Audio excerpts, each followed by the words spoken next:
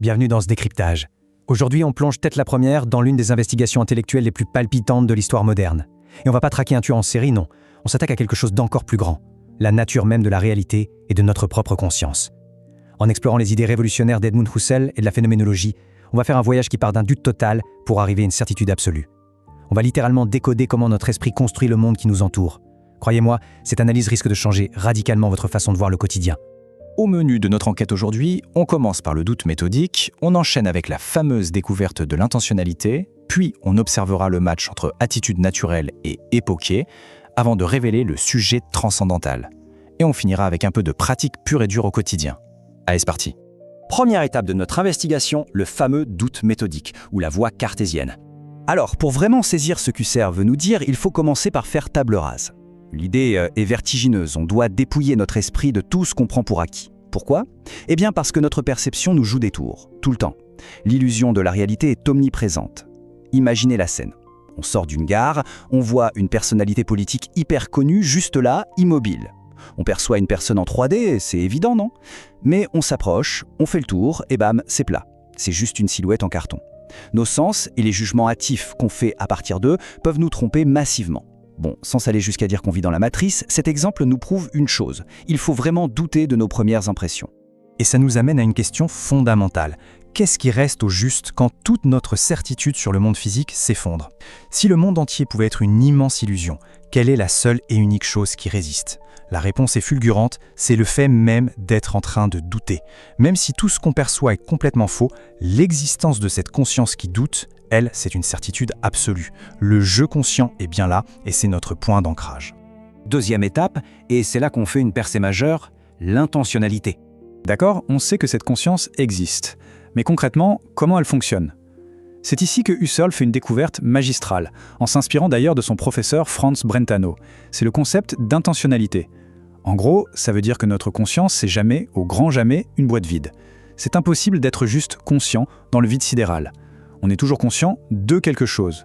Que ce soit cette petite bouteille en plastique bleu sur le bureau, un vieux souvenir d'enfance ou un théorème de maths. L'esprit est littéralement comme une flèche, toujours pointée, toujours tendue vers le monde.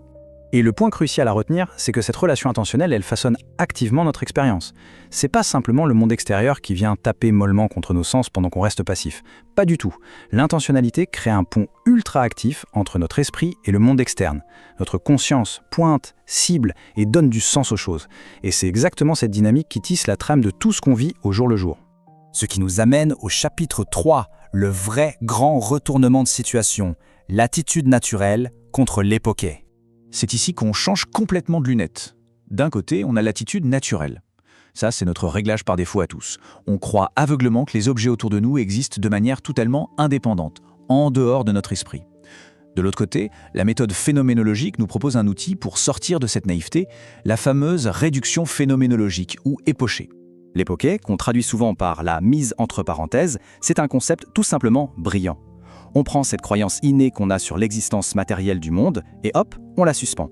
Attention, on s'entend bien, le but c'est pas de détruire le monde physique. La chaise sur laquelle on est assis ne va pas s'évaporer dans un nuage de fumée. On met juste cette croyance entre parenthèses. Le monde se transforme alors en un pur phénomène.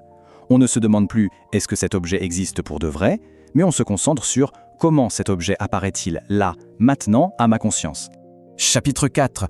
On entre dans les coulisses de l'esprit avec le sujet transcendantal. Parce que oui, que se passe-t-il une fois qu'on a mis le monde physique entre parenthèses ? On tombe nez à nez avec le sujet transcendantal.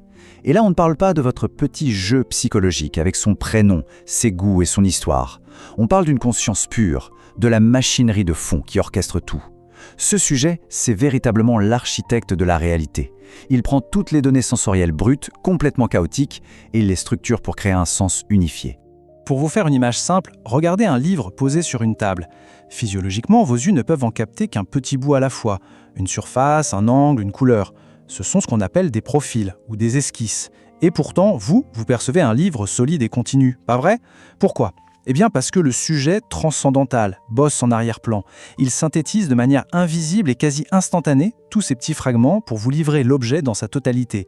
Littéralement, c'est l'esprit qui construit l'objet. Allez, 5e et dernier chapitre, parce que la philo, c'est fait pour être vécu. La pratique phénoménologique au quotidien. Alors, comment on fait redescendre tous ces concepts un peu vertigineux sur Terre? La bonne nouvelle, c'est qu'on n'a absolument pas besoin d'un diplôme en philosophie, il suffit de cultiver quelques qualités de chercheur, on suspend ses jugements quotidiens, on s'observe avec rigueur, on regarde les choses sans aucun préjugé, et surtout, on déplace son attention. On ne se concentre plus sur le quoi, mais sur le comment on perçoit les choses. C'est une vraie gymnastique de l'attention. D'ailleurs, faisons un petit test ensemble. Étape 1, choisissez un objet banal près de vous. Disons, une tasse à café. Étape 2, bim, on applique l'époché. On met entre parenthèses le fait que cette tasse est réelle et solide. Étape 3, déplacez-vous un peu autour, observez ce flux de profil visuel qui change tout le temps avec les reflets et la perspective. Et étape 4, essayez de capter cette fraction de seconde où votre esprit rassemble tous ces fragments pour se dire « Eureka, c'est une tasse ». Vous pouvez carrément surprendre votre propre cerveau en train de construire le monde en temps réel. Bon, vos proches vont peut-être se demander pourquoi vous fixez votre tasse depuis 5 minutes, mais l'expérience en vaut la peine. Alors au final, qu'est-ce que ça change de s'éveiller à cette mécanique pure de notre expérience? Eh bien, ça change absolument tout. En maîtrisant cette vision, on réalise qu'on n'est plus du tout des récepteurs passifs coincés dans un monde figé. Chaque objet, chaque instant devient une collaboration super dynamique entre notre conscience et l'univers. Le monde ordinaire, le banal, ça n'existe plus quand on perçoit le boulot extraordinaire que notre esprit abat à chaque seconde. C'est ça, la vraie magie de la phénoménologie. Alors la prochaine fois que vous regardez quelque chose, demandez-vous, est-ce que je le vois vraiment ou est-ce que je suis en train de le construire? Merci d'avoir suivi ce décryptage avec nous et à très vite.